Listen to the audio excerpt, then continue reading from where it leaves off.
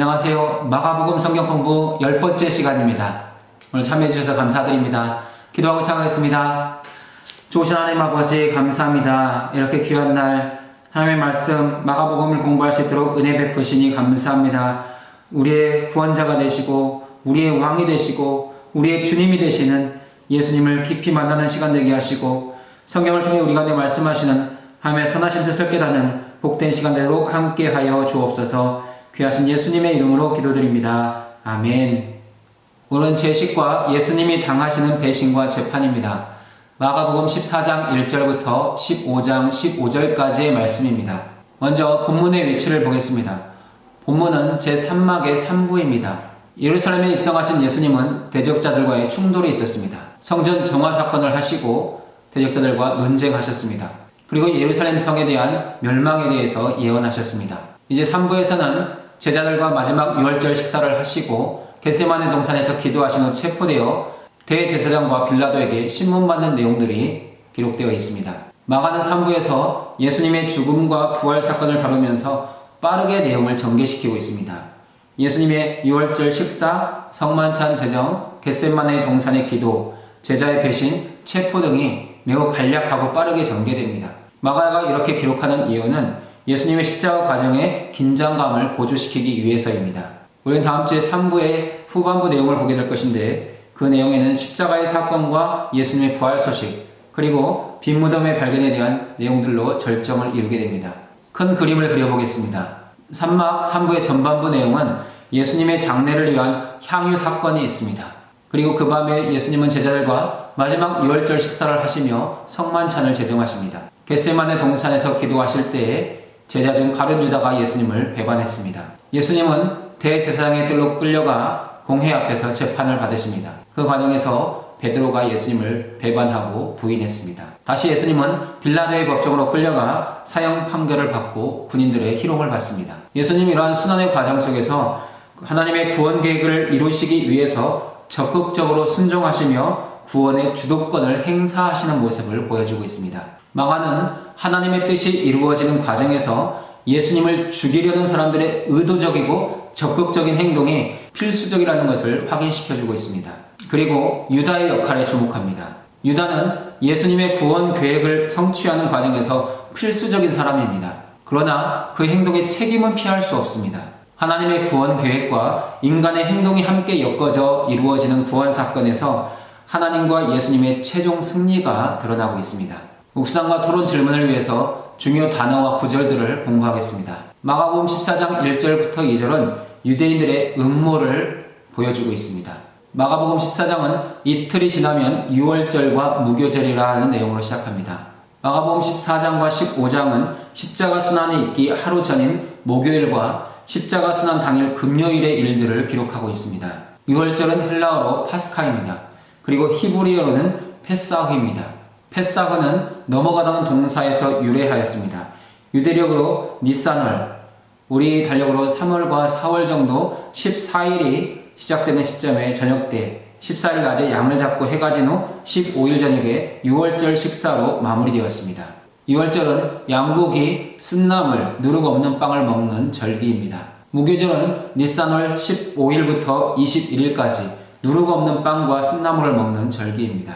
유대교 지도자들은 하나님의 구원과 해방을 기념하는 절기에 그들의 구원자로 오신 그리스도를 죽이려고 모의하고 있습니다. 대제사장과 서기관들이 예수를 흉계로 잡아 죽일 방도를 구하고 있었습니다.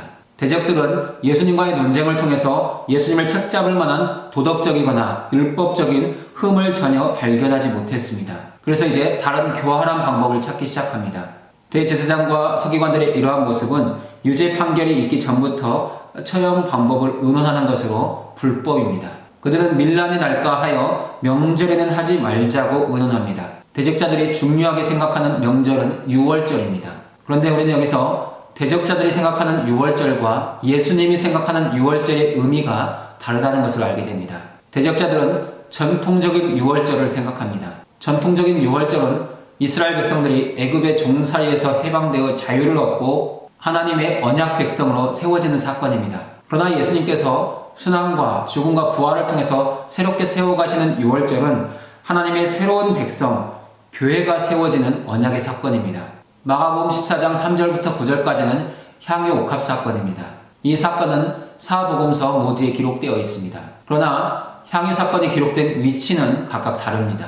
요한복음을 기록한 요한은 이 향유 사건이 예루살렘 입성 하루 전인 토요일에 있었던 일로 기록하고 있습니다. 그러나 마가는 대적자들의 음모와 유다의 배신의 사이에 이 향유 사건을 기록하고 있습니다. 마가가 이렇게 기록하는 이유는 유다가 예수님을 팔려는 동기가 향유 사건에 있었다는 것을 암시적으로 보여주기 위해서입니다. 그리고 예수님의 죽음을 준비하는 한 여인과 예수님을 배신하는 제자의 모습을 서로 대조하기 위해서 이 위치에 향유 사건을 기록하고 있습니다. 향유 사건이 일어난 곳은 베다니 나병 환자 시몬의 집입니다. 베다니는 나사로와 그의 누인 마르다와 마리아가 사는 동네입니다. 시몬은 과거 나병에 걸려 있었지만 지금은 모두 고침받은 상태입니다. 예수님께 향유 옥합을 부은 한 여인에 대해서 요한은 나사로의 누이이며 마르다의 동생 마리아라고 소개하고 있습니다. 한 여인은 향유 옥합을 깨뜨려 예수님의 머리에 부었습니다. 당시 유대인들의 관습에는 귀한 손님에게 향유를 붓는 관습이 있었습니다. 이 여인의 본래 의도는 예수님에 대한 경의와 존경의 표시였습니다.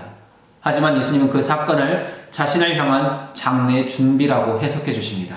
한 여인이 예수님께 향유 옥합을 붓자 어떤 사람들이 화를 내었습니다. 마태는 이 어떤 사람들에 대해서 제자들이 화를 냈다고 기록합니다. 그러나 사도 요한은 가롯 유다가 정확하게 화를 냈다고 기록하고 있습니다. 우리는 이러한 내용들을 통해서 가롯 유다가 주도적으로 화를 내었고 다른 제자들이 함께 그 여인에 대해서 화를 냈다는 것을 알게 됩니다. 이 화를 낸다는 것은 본래 슬퍼하다는 의미입니다. 가롯 유다와 제자들은 향유 옥합을 낭비했다는 마음으로 몹시 아까워했고 슬픈 마음으로 분노했습니다. 그들이 화를 낸 표면적인 이유는 가난한 자들에게 줄 수 있었다는 것입니다. 물론 제자들에게 있어서 가난한 자들의 구제는 매우 중요한 사역입니다. 그러나 언제나 복음과 관련해서는 더 중요한 사역이 있다는 것을 알아야 합니다. 바로 예수님께 대한 관심입니다. 우리는 이 향유 옥합 사건에서 예수님께 대한 관심이 모든 사역에 우선하다는 것을 이해해야 합니다. 오늘 우리 교회 사역에 비교해 본다면 언제나 예배가 우선이라는 것입니다. 예배를 온전히 드린 후에 다른 사역도 해야 된다는 것입니다. 향유 옥합 사건을 기록하고 있는 네 복음서를 비교해 보면 그 위치와 장소와 내용들이 조금씩 다르다는 것을 알 수 있습니다. 누가는 향유 옥합 사건이 갈릴리에서 있었던 사건으로 기록합니다. 하지만 요한, 마태, 마가는 베다니에서 있었던 사건으로 기록합니다. 그 장소에 대해서도 누가는 바리새인 시몬의 집입니다. 하지만 요한은 나사로의 집이었고 마태와 마가는 나병 환자 시몬의 집입니다. 그 시기 역시 다릅니다. 누가는 갈릴리 사역이 이루어질 때 향유 사건을 기록하고 있고 요한은 예루살렘 입성 전 토요일에 이 사건이 있었다고 기록합니다. 하지만 마태와 마가는 6월절 이틀 전에 이루어졌다고 기록하고 있습니다. 향유를 부은 위치도 다릅니다. 누가와 요한은 예수님의 발에 부었다고 기록합니다. 하지만 마태와 마가는 머리에 부었다고 기록하고 있습니다. 향유를 부은 사람에 대해서도 누가는 한 죄인 여인이라고 기록합니다. 그러나 요한은 마리아라고 기록하고 마가와 마태는 한 여인이라고 기록하고 있습니다. 예수님께 향유를 부은 여인에 대해서 문제를 제기한 사람도 누가는 시몬이라고 기록하고 요한은 가룟 유다, 마태는 제자들, 마가는 어떤 이들이라고 기록하고 있습니다. 누가는 향유의 값에 대해서는 언급하지 않습니다. 요한은 300데나리온이라고 정확하게 표시합니다. 마태는 비싸게라고 표현합니다. 그리고 마가는 다시 300데나리온이라고 언급하고 있습니다. 누가는 향유 옥합 사건을 죄 용서와 연결합니다. 그러나 요한, 마태, 마가는 예수님의 죽음과 연결하고 있습니다. 한 여인이 예수님께 향유를 붓자 어떤 이들이 그 여자를 책망하였습니다. 이 책망이라는 말은 말이 코에서 콧김을 뿜어내는 모습입니다. 그만큼 제자들의 분노가 한 번으로 그치지 않고 계속해서 이 여인에게 화를 내고 있었다는 것입니다. 하지만 예수님은 그가 내게 좋은 일을 하였다고 말씀하십니다. 구원의 십자가 사건을 앞에 두고 예수님의 죽음을 준비하는 일이었기 때문에 좋은 일이었습니다. 예수님은 가난한 자들은 항상 너희와 함께 있지만 나는 너희와 항상 함께 있지 않는다고 말씀하십니다. 이 말씀은 예수님께서 예수님 자신의 죽음과 장례를 미리 예견하는 내용입니다. 예수님께서 십자가 사형 판결을 받으시고 십자가에서 죽으시고 부활하시기까지 3일 동안은 예수님은 제자들과 함께 있지 못하십니다. 그러나 부활 후에는 성령을 통해 세상 끝날까지 항상 함께 하시겠다고 약속하고 계십니다. 가난한 자들이 항상 함께 있지만 예수님은 항상 함께 있지 않다는 말씀 속에서 일상의 우선순위와 하나님 나라의 우선순위 사이에는 항상 긴장 관계가 있다는 것을 알게 됩니다. 이러한 긴장 관계가 있을 때 제자인 그리스도인들은 하나님 나라의 우선순위를 두고 모든 일을 결정해야 합니다. 예수님은 이 여인의 사건을 복음이 전파되는 곳에는 그를 기억하라고 말씀하십니다. 예수님이 이 말씀을 통해서 장차 복음이 팔레스타인을 넘어 온 세상 열방으로 전파될 것을 말씀하고 있습니다. 마가복음 14장 10절부터 11절은 가룟 유다의 배반입니다. 대적자들이 예수님을 훈계로 잡아 죽일 방도를 구하고 있을 때 대적자들의 해결책을 제시한 사람이 가룟 유다입니다. 가룟 유다라는 이름 앞에 사용되는 가룟은 지명입니다. 헬라어로는 이스카리오드입니다. 유대지파 지역에 속한 한 성읍의 이름입니다. 예수님의 12제자 가운데 11명은 다 갈릴리 출신이지만 오직 가룟 유다만 유다 출신이었습니다. 마가는 향유옥합 사건을 가룟 유다의 배반 앞에 기록함으로 인하여 한 여인의 헌신과 제자의 배신을 대조해서 보여줍니다. 가룟 유다가 예수님을 배신한 이유는 두 가지입니다. 첫 번째는 돈입니다. 요한복음 12장 6절은 그는 도둑이라 돈꾀를 맞고 거기 넣은 것을 훔쳐가미노라 기록하고 있습니다. 가룟 유다는 예수님의 공동체 안에서 재정을 관리하는 사람입니다.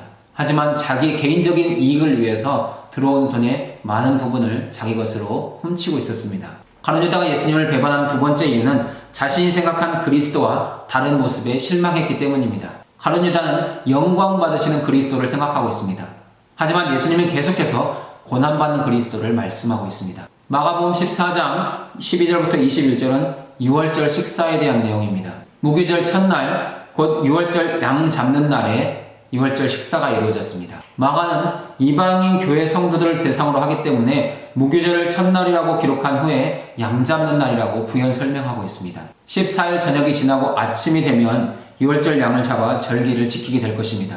예수님은 그 밤에 빵과 포도주의 식사만 하시고 그날 아침이 되는 낮 시간에 유월절 양으로 십자가에서 죽으십니다. 제자들이 우리가 어디로 가서 유월절 음식을 준비할지 묻습니다.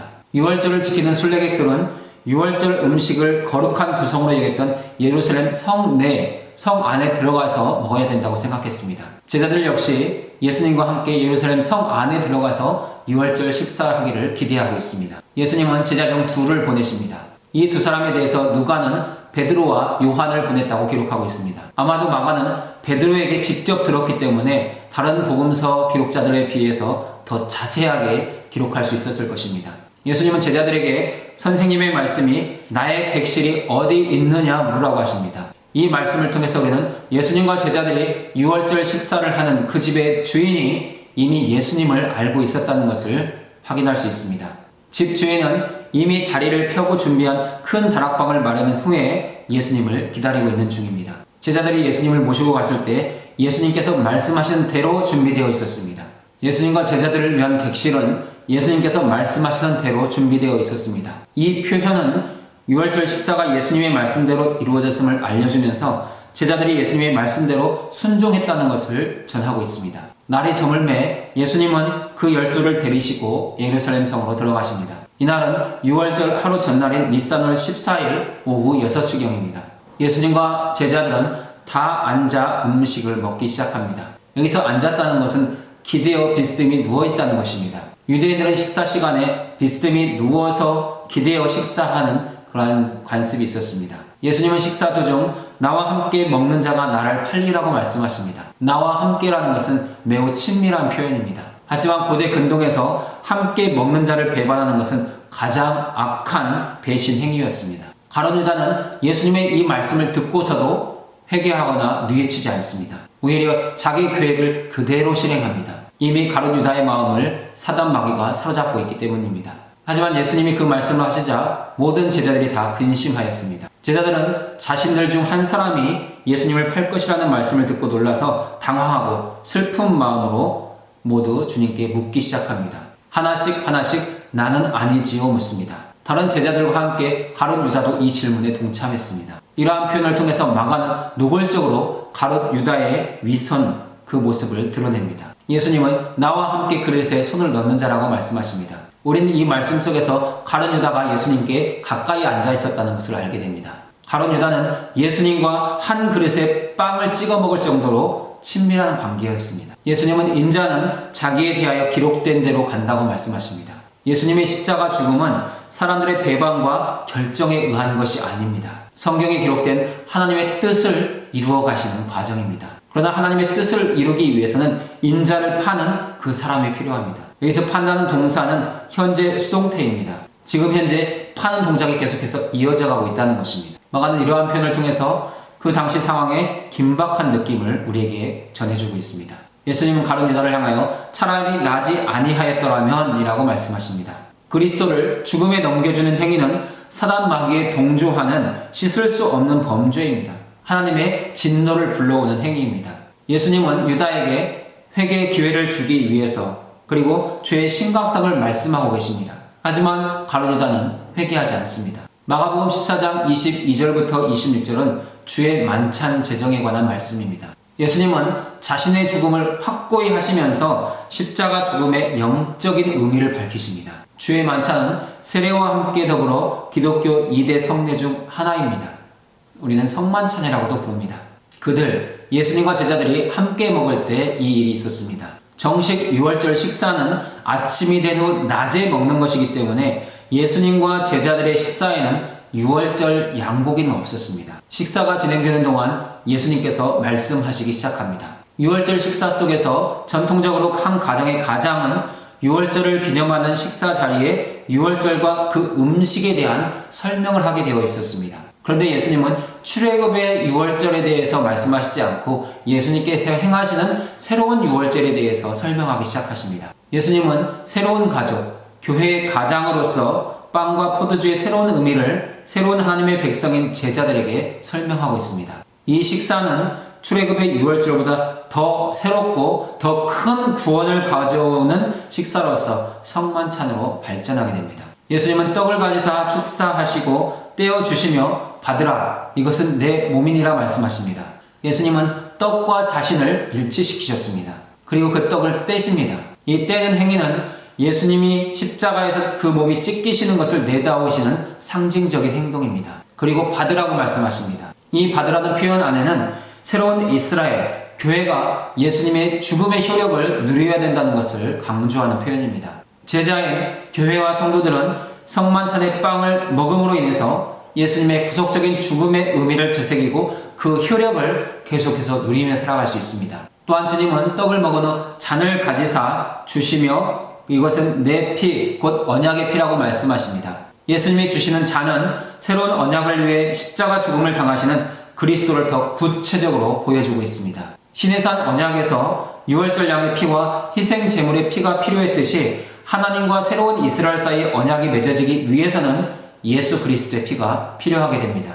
예수님은 하나님의 나라에서 새 것으로 마시는 날까지 다시 이것을 마시지 않겠다고 하십니다. 여기는 세 가지의 의미가 담겨 있습니다.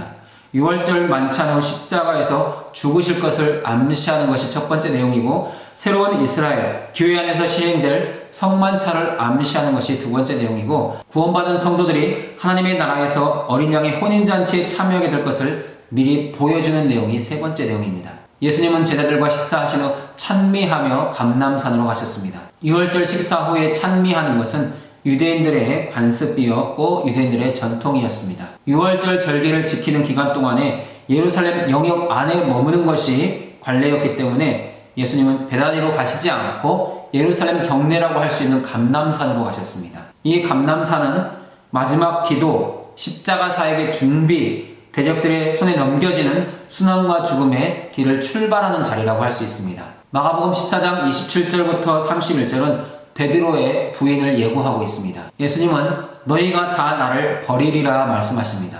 예수님은 자신의 죽음으로 제자들이 직면하게 될 두려움과 절망감의 무게를 아시기 때문에 그들이 미리 준비할 수 있도록 기회를 부여하고 계신 것입니다. 마가는 배반하고 배신하는 제자를 너희 중 한 사람에서 너희가 다로 확장하면서 모든 제자가 예수님을 부인할 것을 말씀하고 있고, 베드로의 부인으로 그 결과를 보여주고 있습니다.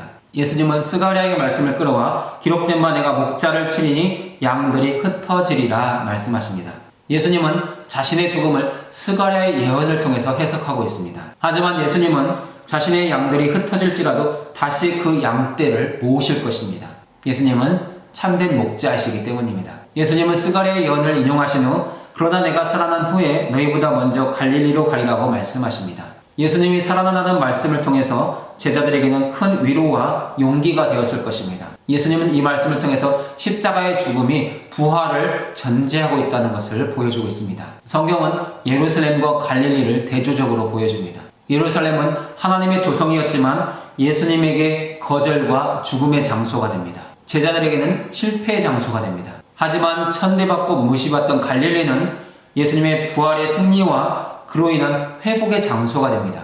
오늘 우리의 인생도 어쩌면 갈릴리와 같습니다.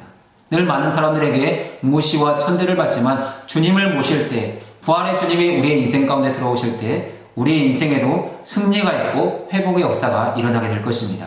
예수님께서 제자들의 흩어짐에 대해서 말씀하시자 베드로는 나는 그리하지 않겠나이다 고백하고 있습니다. 이 말씀 안에는 베드로의 강력한 자기 확신의 마음이 담겨 있습니다. 그러나 사실 베드로는 십자가를 향해 가시는 예수님의 제자로서 자신의 자신감을 부인하는 자리에 있어야 합니다.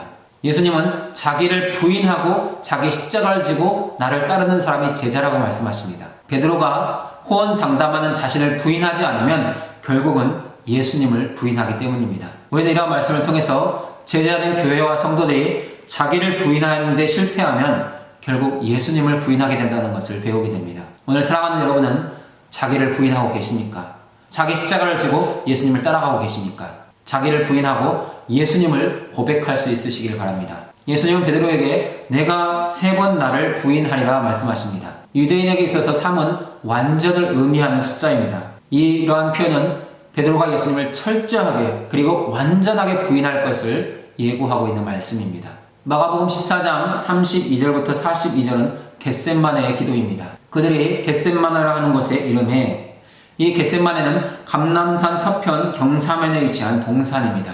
예수님께서 예루살렘 사역을 하실 때에 종종 모임을 갖던 장소였고 가룟 유다도 이 장소를 알고 있었습니다. 그런데도 불구하고 예수님은 자발적으로 고난과 죽음을 향하여 겟셋마네 동산에 들어가신 것입니다. 예수님은 제자들에게 내가 기도할 동안 너희는 여기 있으라고 말씀하십니다. 마가는 예수님의 기도를 소개할 때 홀로 기도하시는 예수님의 모습을 자주 보여줍니다. 예수님은 제자들과 거리를 두고 홀로 기도하셨고 서기관의 가시적인 기도와도 구별되는 기도를 하셨습니다. 예수님은 기도하시기 위해 동산 안으로 들어가시면서 베드로와 야고보와 요한을 데리고 들어가십니다. 이 3사람은 예수님의 죽음의 잔을 기꺼이 마시겠다고 호언장담했던 사람들입니다. 예수님은 제자들이 자신들의 장담한 고백을 이룰 수 있는 기회를 주시기 위해서 지금 데리고 가시는 중입니다. 하지만 제자들은 함께 주님과 기도하는 데 실패했습니다. 예수님은 동산 안으로 들어가시며 심히 놀라시며 슬퍼하셨습니다. 우리는 이 말씀 속에서 예수님의 철저한 인성을 볼 수 있습니다. 예수님이 참 사람이셨기 때문에 심히 놀라고 슬퍼했다는 것입니다. 또한 십자가의 고난과 죽음이 예수님에게 큰 고통이었다는 것을 또 알게 됩니다. 그러나 예수님은 십자가 앞에서 당하는 그 고통을 감수하면서까지 십자가를 지실 정도로 우리를 사랑하셨습니다. 예수님은 세 제자에게 너희는 여기 머물러 깨어있으라고 요청하십니다. 예수님은 제자들이 기도의 현장에서 깨어있어 자신과 함께 기도함으로 그 주님의 괴로움에 동참하기를 원하셨습니다. 예수님은 땅에 엎드려 기도하십니다. 예수님이 땅에 엎드렸다는 것은 예수님의 절박한 마음이 기도의 자세를 통해서 그대로 드러나는 표현입니다. 땅에 엎드리는 것은 본래 무리들, 백성들의 자세였지만 지금은 예수님의 기도 자세가 되고 있습니다. 예수님께서 절박한 상황 속에서 땅에 엎드려 기도했다면 오늘의 그리스도인들은 자신의 절박한 상황 속에서 어떻게 기도해야 되겠습니까? 오늘 우리는 예수님보다 더 땅에 엎드려 기도해야 합니다. 사랑하는 여러분은 어떻게 기도하고 계십니까? 엎드려 기도하고 계십니까? 주님보다 더 엎드리실 수 있기를 바랍니다. 예수님은 땅에 엎드려 이때가 지나가기를 기도하셨습니다. 예수님의 기도는 이 잔과 이때가 지나가는 것입니다. 예수님에게는 다가오는 죽음에 대한 두려움이 있었습니다. 왜냐하면 예수님의 죽음은 스스로 원하는 것이 아니라 아버지의 뜻에 순종하는 것이기 때문입니다. 예수님은 나의 원대로 마시옵고 아버지의 원대로 하옵소서 기도합니다. 이 기도에서 우리는 기도의 핵심 원리를 배우게 됩니다.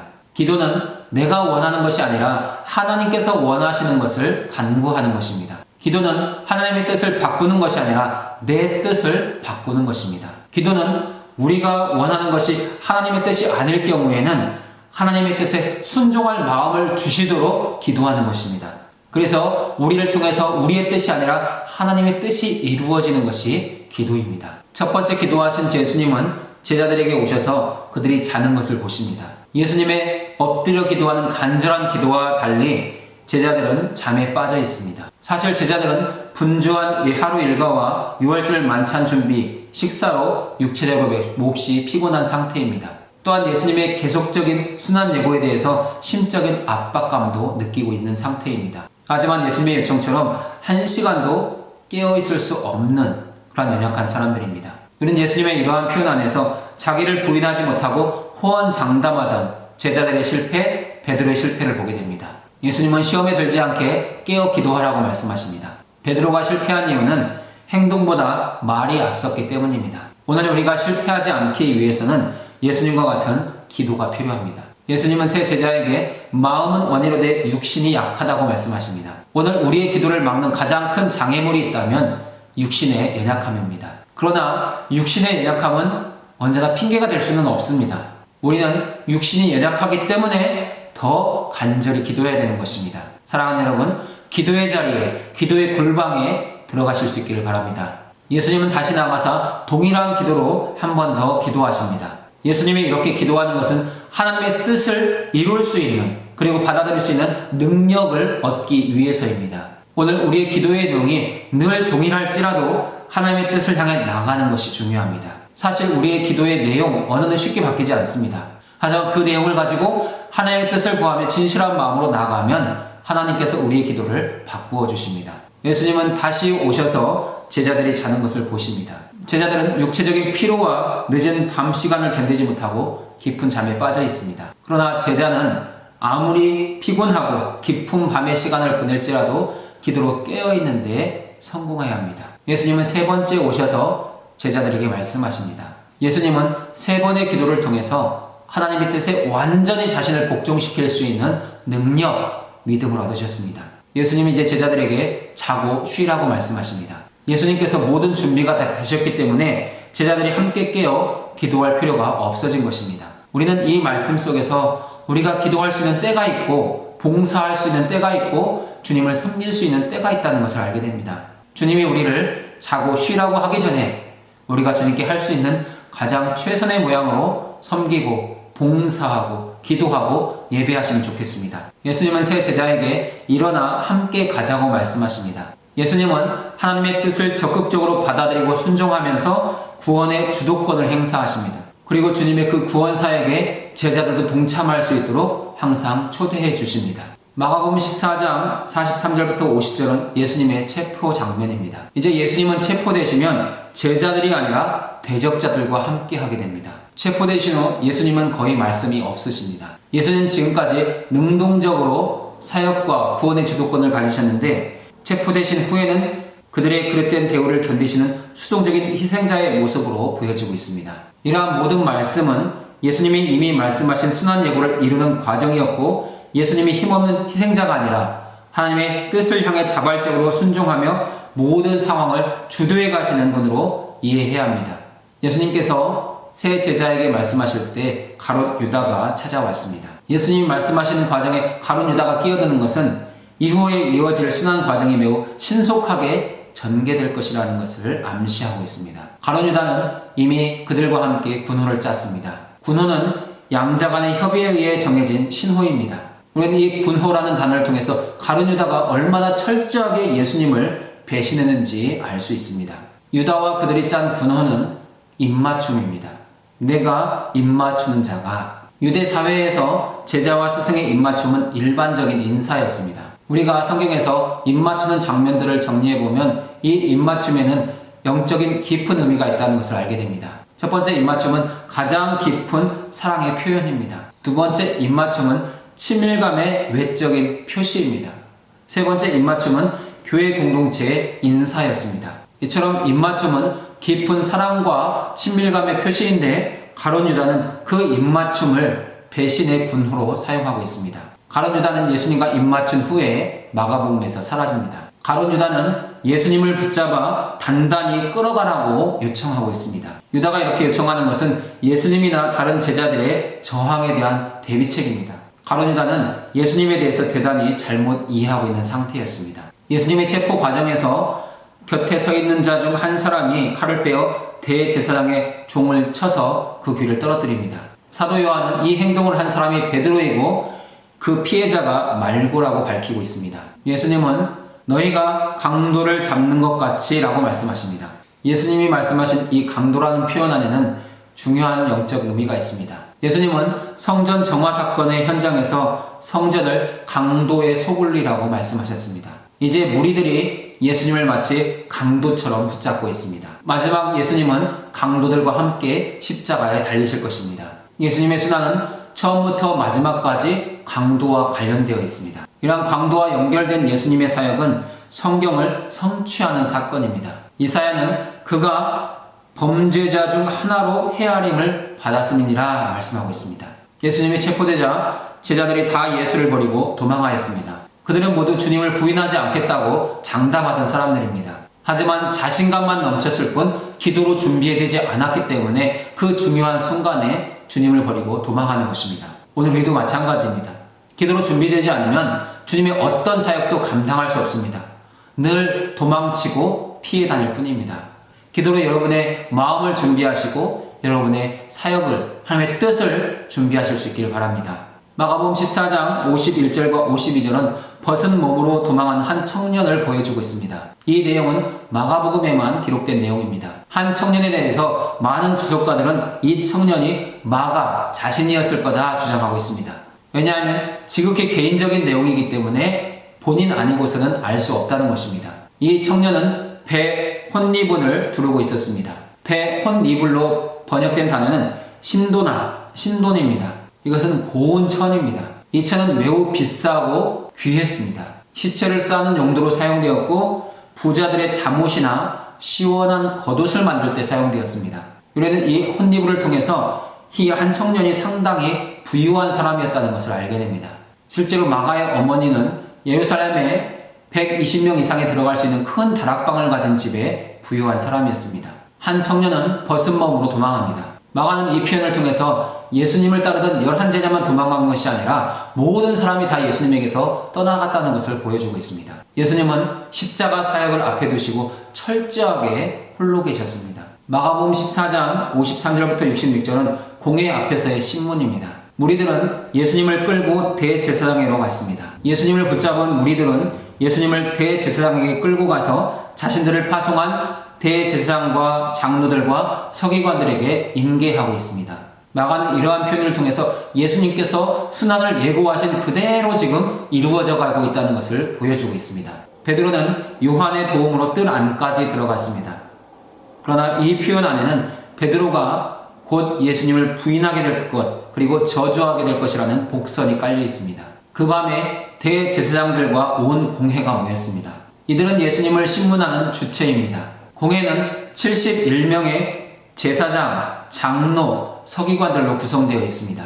종교적인 문제만 권한이 있을 뿐 사형을 결정할 권한은 없었습니다. 또한 이 공회는 밤 시간에는 모이지 않습니다. 낮에 모이는 것이 정상적인 관례입니다. 하지만 이들은 예수님을 죽이기 위해서 그 밤에 모여서 모의하고 있습니다. 그 현장에 거짓 증언하는 자가 많았습니다. 공회는 예수님을 사형에 처할 증거를 찾기 위해서 처음부터 짜 맞추기식 재판을 진행하고 있는 중입니다. 그러나 모든 증인의 증언이 일치하지 않아서 두세 증인의 요건을 확보하지 못했습니다. 그 증인들이 주로 말하는 증언은 손으로 지은 이 성전을 내가 헐고 손으로 짓지 아니한 다른 성전을 세우리라입니다. 거짓 증언을 하는 사람들의 내용은 일치하지 못했지만 그 중요한 내용은 성전과 관련되어 있었습니다. 마태와 마가는 모두 성전에 관한 증언이 주요 내용이었다고 기록하고 있습니다. 이 증인들의 증언이 성전과 관련되어 있는 것은 장차 그리스도와 관련된 질문으로 넘어가는 다리 역할을 하고 있습니다. 많은 증인들의 증언에 대해서 대제사장은 너는 아무 대답도 없는 자고 있습니다. 예수님은 많은 증인들의 증언 앞에서 침묵하셨습니다. 예수님의 침묵은 이사야 53장 7절 그의 입을 열지 아니하였도다는 말씀의 성취입니다. 어떤 증언도 얻지 못하자 대제사장의 결정적인 질문이 시작됩니다. 내가 찬양받으실 이의 아들 그리스도냐? 라고 대제사장이 묻습니다. 대제사장은 예수님이 성전에서 가르치신 공식적인 가르침에서 질문을 끌어냅니다. 예수님은 성전에서 가르치실 때 자신을 하나님의 아들이라고 말씀하셨고 다윗의 주라고 말씀하셨습니다. 대제사장의 이 질문은 마가복음 1장 1절 하나님의 아들 예수 그리스도 복음의 시작이라는 그 내용과 동일합니다. 대제사장은 자신의 질문을 통해서 예수님이 누구신지를 밝히고 있는 것입니다. 대제사장의 질문에 예수님은 내가 그니라 대답하십니다. 내가 그니라는 헬라어 표현은 에고 에임입니다. I am who I am. 나는 스스로 있는 자니라. 바로 그 말씀입니다. 예수님은 더 이상 메시아 비밀에 자신을 가두어 두지 않고 이제 자신이 메시아이심을 공개적으로 드러내시는 장면입니다. 예수님 이 말씀을 통해서 출애굽기 3장 14절, 시편 110편 1절, 다니엘 7장 13절의 말씀을 자신에게 적용하고 있습니다. 예수님이 자신이 그리스도임을 감추는 시기가 지나갔고 이제 공개적으로 드러내는 시간이 시작되었음을 보여주고 있습니다. 예수님은 인자가 권능의 우편에 앉는 것과 하늘 구름을 타고 오는 것을 너희가 보리라 말씀하십니다. 예수님은 자신이 그리스도이지만 정치적인 그리스도가 아니라 천상적인 권위를 가지고 온 세상을 통치하러 오시는 바로 메시아 그리스도임을 밝히고 있습니다. 인자가 권능자의 우편에 앉는 모습은 시편 110편 1절의 내용이고 하늘 구름과 함께 오는 장면은 다니엘 7장 13절의 내용입니다. 예수님이 이처럼 성경을 자신에게 적용하시는 것은 자신의 죽음과 부활과 승천, 성전 파괴 사역이 왕적인 통치권과 심판자적 권한의 행사임을 증거하시는 말씀입니다. 예수님의 대답을 들은 대제사장은 자기 옷을 찢으며 말합니다. 유대인들의 율법인 미시나에 의하면 법정에서 하나님을 모독하는 일이 발생하면 최고 재판장은 일어나서 자신의 옷을 찢도록 규정되어 있었습니다. 미시나는 구정된 율법들을 문서화한 것입니다. 그러니까 구약 성경에 기록된 모세의 율법과 별개로 있는 장로들의 유전이라고 할 수 있습니다. 대제사장은 우리가 어찌 더 증인을 요구하리요 말합니다. 예수님이 자신을 향해서 그리스도라고 말한 것은 당시 신성 모독죄입니다. 그래서 더 이상 증인이 필요 없었기 때문에 바로 사형에 해당하다고 정죄하고 있습니다. 공회원들은 대제사장의 판단을 받아들이고 예수님을 정죄합니다.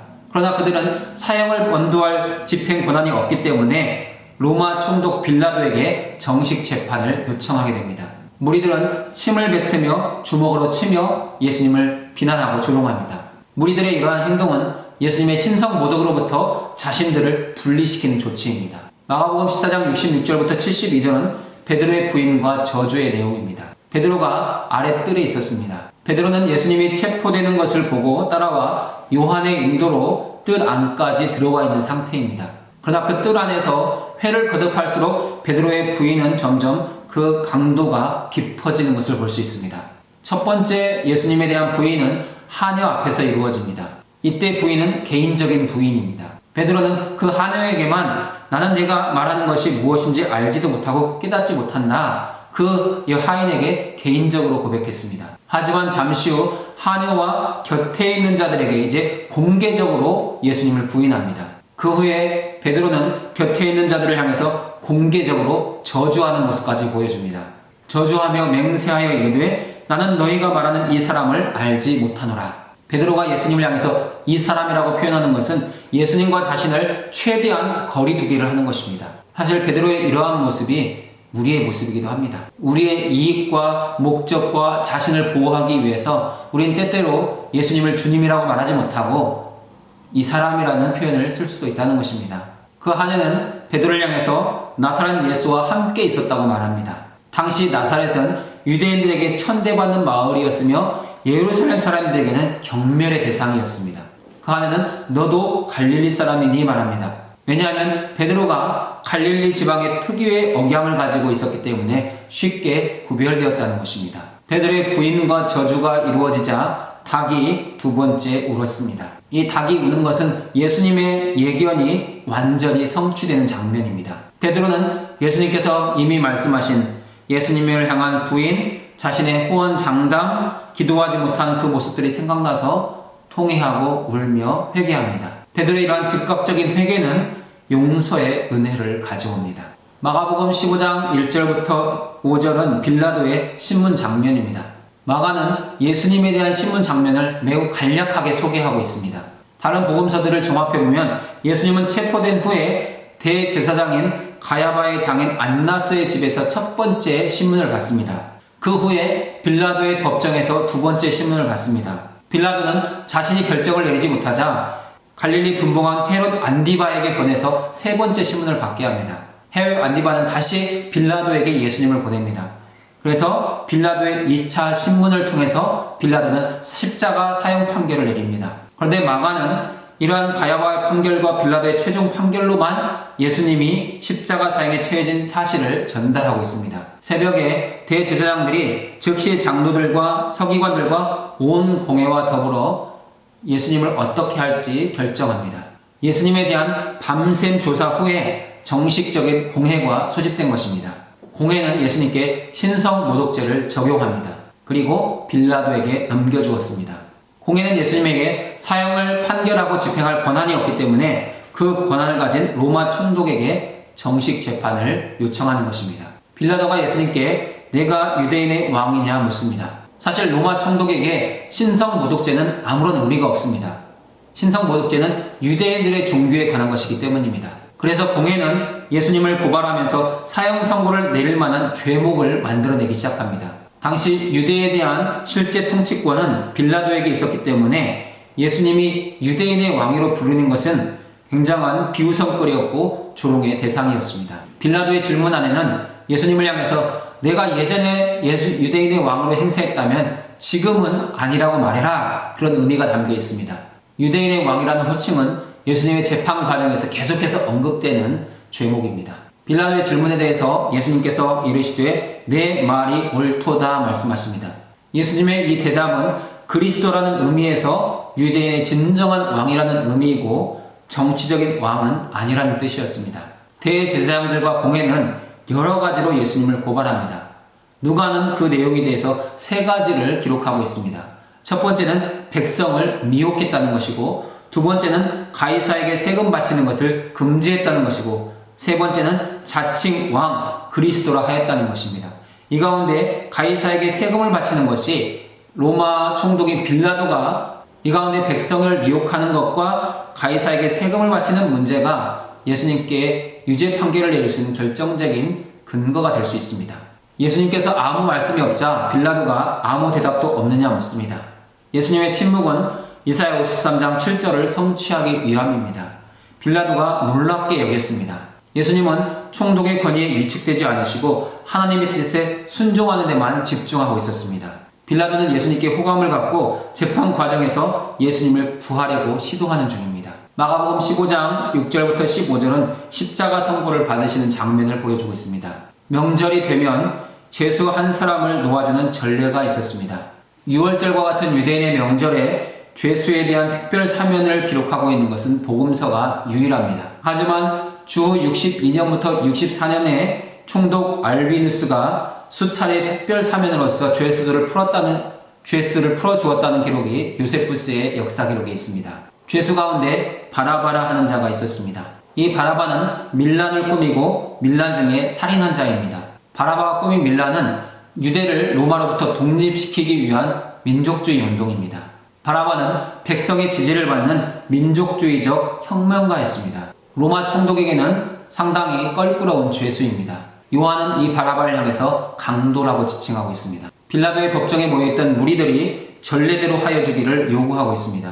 죄수 중 한 사람을 풀어달라는 요청입니다. 빌라도는 공회의 고발 동기가 시기이며 그들의 예수님에 대한 고발은 정당한 근거가 없다는 점을 알고 있었습니다. 그러자 대제사장들이 무리를 충동하기 시작합니다. 공회의 고소만으로 사형 선고를 받기 어렵다고 생각하여서 무리들의 그러한 충동을 끌어내고 있는 중입니다. 대제사장들은 바라바를 놓아달라고 하도록 그들을 충동하고 있습니다.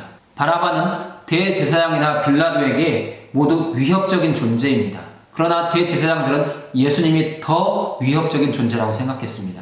그래서 예수님 대신 바라바를 놓아달라고 요청하게 하는 것입니다. 빌라도는 너희가 유대인의 왕이라 하는 일을 내가 어떻게 하랴 묻습니다. 빌라도는 자신의 권한으로 예수님을 무죄 판결하고 석방할 수 있었지만 덕과 양심을 외면하고 있는 상태입니다. 무리들은 그를 십자가에 못 박게 하소서 요청합니다.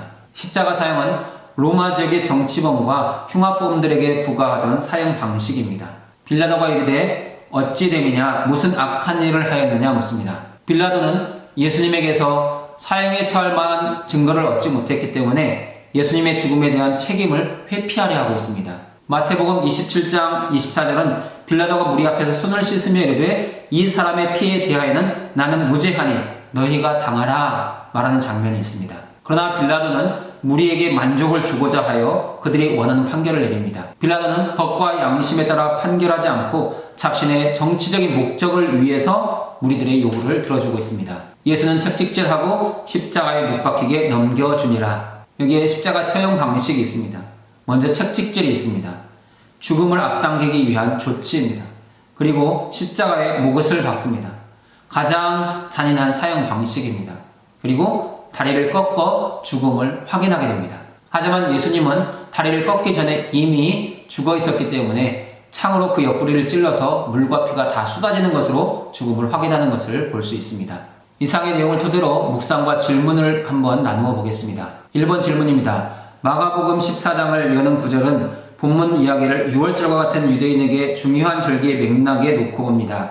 마가복음 전체의 흐름과 앞으로 곧 예수님께 일어날 일을 생각해 볼 때 마가가 독자들에게 이런 절기를 알려주려는 이유는 무엇입니까? 고린도전서 5장 7절을 참고하십시오.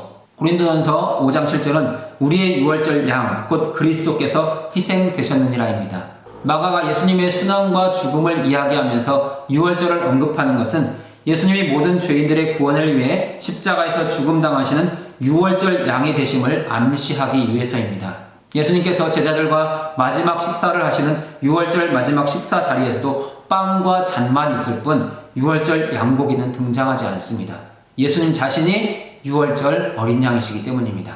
2번 질문입니다. 한 데나리온은 일꾼이 하루 동안 일해서 벌 수 있는 품삯입니다. 그렇다면 마가복음 14장 3의 9절에서 등장하는 이 여인이 옥합을 깨뜨려 예수님의 머리에 300데나리온 이상의 값어치를 지닌 향유를 부은 사건은 일꾼이 거의 한 해 동안 열심히 일해서 모은 품삯을 단번에 허비한 것이나 마찬가지입니다. 그 광경을 지켜보던 어떤 사람들이 그렇게 항의했지만 예수님은 이 여인이 자신에게 행한 일을 거부하거나 책망하지 않고 긍정적으로 받아들이십니다. 그 이유가 무엇입니까? 예수님께서 여인의 향유 옥합 사건을 긍정적으로 받아들이시는 이유는 구원의 십자가를 앞에 두신 예수님의 죽음을 준비하는 일이었기 때문에 예수님은 좋은 일이라고 말씀하십니다. 향유 옥합 사건은 예수님의 구원 사건에 대한 동참이었습니다. 3번 질문입니다. 6월절 식사에서 유대인들은 이스라엘이 이집트 종살이로부터 해방되는 구원의 시작을 기념하고 이를 기쁘게 축하합니다. 당시 여호와는 이집트 모든 집의 장자를 죽임으로써 이집트를 심판하셨습니다. 6월절 어린 양의 피를 문설주와 임방에 바른 이스라엘의 집은 넘어가시고 화를 면케하셨습니다. 마가복음의 이 시점에서 예수님이 제자들과 함께 6월절 식사를 나누신 사건에 대한 신학적 의미를 고찰해 보십시오. 예수님이 제자들과 나눈 6월절 식사에는 세 가지의 신학적 의미가 담겨 있습니다. 첫 번째는 예수님 자신이 6월절 양이 되어 십자가에서 죽으실 것을 암시합니다. 두 번째는 새로운 이스라엘, 교회 안에서 시행되게 될 성만찬을 예시하고 있습니다. 세 번째 내용은 구원받은 성도들이 하나님의 나라에서 어린 양의 혼인잔치에 참여될 것을 미리 맛보여주는 예시기도 할 수 있습니다. 4번 질문입니다. 마가복음 14장 21절에서 우리는 하나님의 주권에 대해 무엇을 배울 수 있습니까? 창세기 50장 18, 21절, 사도행전 2장 23절, 4장 27, 28절에도 함께 읽어보십시오. 우린 예수님께서 십자가에서 죽으시는 모습을 통해서 예수님의 십자가 죽음은 사람들의 배반과 결정에 의한 것이 아니라 성경에 기록된 하나님의 뜻이었다는 것을 알게 됩니다. 곧 하나님의 주권에 의한 십자가의 죽음이었습니다. 5번 질문입니다. 여기서 예수님은 떡과 포도주가 상징하는 것이 무엇이라고 말씀합니까? 출애굽기 24장 8절, 이사야 53장 12절, 스가랴 9장 11절 같은 구약의 본문은 마가복음 14장에서 제정된 주의 만찬을 어떻게 조명해주고 있습니까? 예수님은 떡을 자신의 몸에 일치시키십니다. 이것은 내 몸이다. 교회와 성도들은 성찬의 빵을 먹음으로 예수님의 구속적인 죽음의 의미를 되새기고 그 효력을 누리게 됩니다. 또한 예수님은 포도주를 이것은 나의 피, 언약의 피라고 말씀하십니다. 포도주는 새로운 언약을 위해 십자가에서 죽음을 당하시는 그리스도께서 흘리시게 될 피를 구체적으로 보여주고 있습니다. 신의 언약을 위해서 유월절 양의 피와 희생제물의 피가 필요했듯이 하나님과 새로운 언약을 맺는 이스라엘, 교회는 예수 그리스도의 피가 필요하다는 것을 보여주는 사건입니다. 6번 질문입니다. 스가랴 13장 1에서 9절을 읽으십시오. 예수님은 여기서 단지 한 구절만 인용하고 계시지만 스가랴 13장 전체 본문이 마가복음 전반에 일어나는 모든 사건을 어떻게 조명해주고 있습니까? 스가랴 13장 7절은 이렇게 말씀합니다. 만군의 여호와가 말하노라 하나 깨어서 내 목자 내 자극된 자를 치라. 목자를 치면 양이 흩어지려니와 작은 자들 위에는 내가 내 손을 들이우리라. 예수님은 자신이 대적자들의 손에 붙잡히게 될 때 모든 제자들이 주님을 버리고 떠날 것을 예고하는 말씀으로 이 말씀을 자신에게 적용하십니다. 제자들이 모두 예수님을 버리고 떠나겠지만 예수님은 참된 목자, 선한 목자가 되셔서 그 제자들을 다시 다 불러 모으실 것입니다. 그리고 예수님은 제자들이 모두 떠나는 그 상황 속에서 홀로 구원의 십자가를 감당해 내셨습니다. 7번 질문입니다. 이제 예수님은 마가복음 14장 23, 25절에서 새 언약의 잔을 제자들과 함께 나누십니다. 그리고 겟세마네 동산에서 아버지께 이 잔을 자신에게서 옮겨주시기를 기도합니다. 구약 성경에서 잔은 하나님의 진노에 대한 상징입니다. 이런 사실은 예수님이 곧 겪으실 일에 무엇을 가르쳐 줍니까? 성경에서 잔은 좋은 것이든 나쁜 것이든 하나님이 부여하시고 정해놓으신 사람의 운명을 가리킬 때 사용되는 은유적인 표현입니다. 예수님은 십자가 죽음을 감당하기 너무 힘들고 고통스러워 자기에게 작정된 진노의 잔을 피하고 싶어 하셨습니다. 예수님의 이러한 기도에는 십자가의 고통스럽고 잔인한 죽음만은 피하고 싶었던 예수님의 인간적인 그 바람이 잘 나타나 있습니다. 8번 질문입니다. 유다는 예수님을 체포하려는 무장한 무리를 겟세마네로 인도하고 입맞춤으로 예수님을 배신합니다. 그리고 예수님은 대제사장들에게로 끌려가 내가 그리스도냐라는 질문을 받습니다. 이에 예수님은 구약 성경의 여러 본문을 바탕으로 신학적으로 깊이 있는 대답을 하십니다. 내가 그니라 인자가 권능자의 우편에 앉는 것과 하늘 구름을 타고 오는 것을 너희가 보리라. 예수님이 말씀하신 답변을 이해하기 위해 출애굽기 3장 14절, 시편 110편 1절, 다니엘 7장 13절을 읽고 각 구약 본문의 문맥과 함께 살펴보십시오. 자신의 구약 성경에 익숙해 있던 대제사장의 극단적인 반응은 오히려 예수님이 전달하고자 하신 메시지를 더 정확하게 밝혀주고 있습니다. 설명해 보십시오. 예수님은 대제사장의 질문에 대해서 내가 바로 그리스도다. 하지만 정치적인 그리스도가 아니라 하늘 권위를 가지고 오는 온 세상을 통치할 인자라고 말씀하십니다. 예수님이 표현하신 내가 그니라 이 말씀은 출애굽기 3장 14절에 나는 스스로 있는 자니라 바로 그 말씀입니다. 그리고 권능자의 우편에 앉는 것을 보는 것 그건 시편 110편 1절에 대한 인용이고 하늘 구름과 함께 오는 모습은 다니엘 7장 13절에 대한 인용입니다. 예수님이 이처럼 성경을 자신에게 적용하시는 것은 자신의 죽음과 부활과 승천 그리고 성전 파괴 등이 왕적인 권위와 심판자로서 가지신 자신의 권위를 행사하는 것임을 보여주는 것입니다. 그러나 대제사장은 예수님의 이러한 고백을 신성모독죄로 받아들입니다.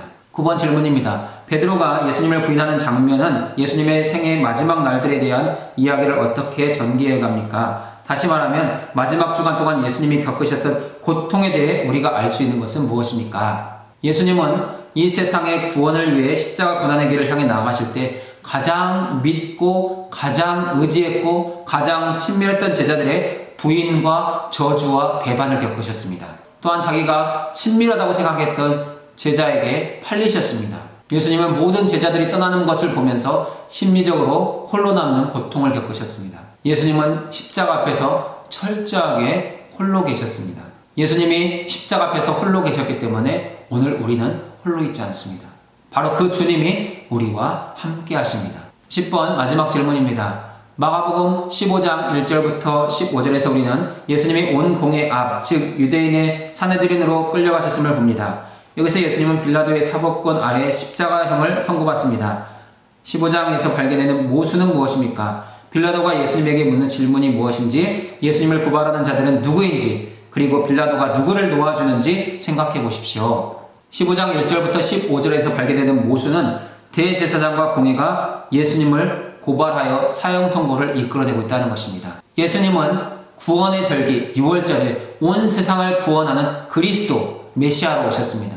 그런데 온 세상의 구원을 오신 예수님을 대제사장과 서기관들, 장로들, 유대인들이 죽이기 위해서 모의하고 있다는 것입니다. 이것이 첫 번째 모순이고, 두 번째 모순은 로마 총독 빌라도가 예수님을 놓아주기 위해서 애쓰고 있다는 것입니다. 하지만 로마 총독 역시 법과 양심을 따르지 않습니다. 자신의 정치적 목적을 위해서 예수님을 십자가 사형에 처하고 있습니다. 예수님을 고발하는 자가 대제사장들과 서기관들과 장로들이라는 것, 이것이 첫 번째 모순이고, 이방인의 총독은 예수님을 놓아주려고 한다는 것이 두 번째 모순이고, 또한 빌라도가 놓아준 사람이 바라바라는 것, 로마에게도 불편하고 유대인들에게도 불편한 사람을 놓아주는 것, 이것이 세 번째 모순입니다.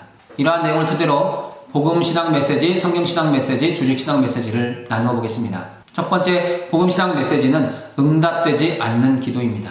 어떻게 응답되지 않는 기도가 복음이 되겠습니까? 예수님의 기도가 응답되지 않으므로 우리가 구원을 얻었기 때문입니다. 예수님은 겟세마네 동산에서 이 때가 자기에게서 지나가기를 기도했고 이 잔이 내게서 옮겨지기를 기도했습니다. 그러나 예수님의 기도는 응답되지 않았습니다. 예수님의 기도가 응답되지 않은 것이 우리의 위로이며 우리의 소망입니다. 예수님의 기도가 응답되지 않으므로 우리가 죄와 사망에서 구원을 받았습니다. 또한 우리가 예수님의 이름으로 기도할 수 있게 되었습니다. 예수님이 거절당하심, 예수님의 기도가 응답되지 않는 것은 우리가 하나님 앞으로 자유롭게 나갈 수 있는 길이 열리는 계기가 되었습니다. 그래서 응답되지 않은 예수님의 기도가 우리에게 복음이 된다는 것입니다. 하지만 하나님은 예수님의 기도에 응답하시지 않았지만 예수님의 이름으로 기도하는 오늘의 교회와 성도들의 모든 기도에는 응답하고 계십니다. 그것이 감사입니다. 두 번째 복음은 우리를 대신하여 고소당하심입니다. 예수님은 자신을 거짓 고소하는 자들 앞에서 침묵하셨습니다. 예수님의 침묵은 복음이 지닌 위대한 소망의 단면을 보여줍니다. 예수님이 고소 고발을 당하실 때 침묵하심으로 우리는 우리 내면에서 일어나는 고소 고발에 대해서 그 소리를 잠재울 수 있게 되었습니다. 예수님이 빌라도 앞에서 잠잠하셨기 때문에 그 후에 예수님은 우리를 위해 변론해 주시는 중보자가 되어주십니다.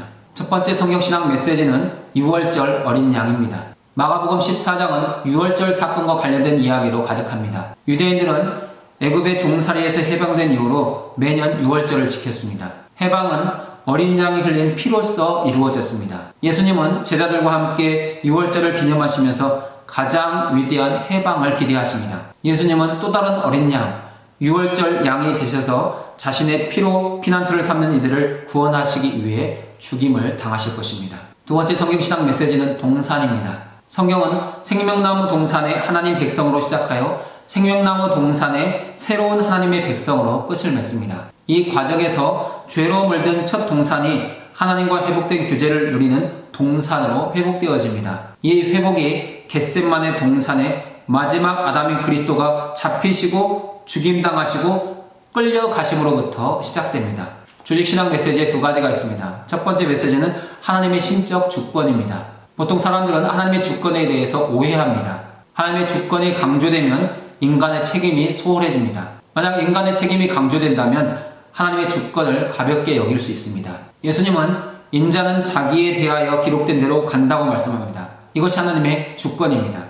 인자를 파는 그 사람에게는 화가 있으리로다. 이것이 인간의 책임입니다. 유다가 예수님을 스스로 배반한 것입니다. 이 배반이 하나님을 놀라게 하거나 하나님의 지혜와 섭리에 반대되는 것이 아닙니다. 두 번째 조직신앙 메시지는 주의 만찬입니다. 교회는 두 가지 성례를 가지고 있습니다. 세례와 성만찬입니다. 세례는 언약의 공동체로 들어가는 예식이고 성찬은 공동체 안에서 지속적인 참여가 이루어지는 식사입니다. 주의 만찬은 우리를 위한 예수님의 희생적 죽음을 정기적으로 기억하고 기뻐하기 위해서 교회가 기념하는 예식입니다. 늘 주의 만찬을 기대하시고 사모함으로 받으실 수 있기를 바랍니다. 이상으로 긴 시간 공부하느라 수고하셨습니다. 다음 주에는 11과 십자가의 부활을 공부하겠습니다. 마가복음 15장 16절부터 16장 나머지의 내용을 공부할 것입니다. 그리고 다음 주 공부를 통해서 마가복음 성경 공부를 마치도록 하겠습니다. 우리 교재에 있는 12과는 우리가 다 각자 생각해 볼 내용이고 함께 모여서 토론하는 내용이기 때문에 특별히 같이 다룰 내용이 없을 것 같습니다. 그래서 다음 주에 마무리한다는 것을 기억하시고 다음 주 준비도 잘 하셔서 참여해 주시기 바랍니다. 기도하고 마치겠습니다. 사랑 많으신 하나님 아버지 감사합니다. 우리의 구원을 위해서 십자가의 길을 침묵으로 묵묵히 걸어가신 그 주님의 모습을 살펴보았습니다. 제자들의 그 배신과 배반과 흩어짐 속에서도 주님은 홀로 그 십자가를 감당하셨습니다. 하지만 그 주님의 감당하심이 오늘 우리와 함께 하시는 주님의 구원이 되었음을 감사드립니다. 우리를 향하신 주님의 사랑을 깊이 바르게 깨닫게 하시고 그 주님을 늘 사랑하며 그 주님과 교제하고 동행하는 우리의 믿음 되도록 인도하여 주옵소서. 귀하신 예수님의 이름으로 기도드립니다. 아멘. 수고하셨습니다.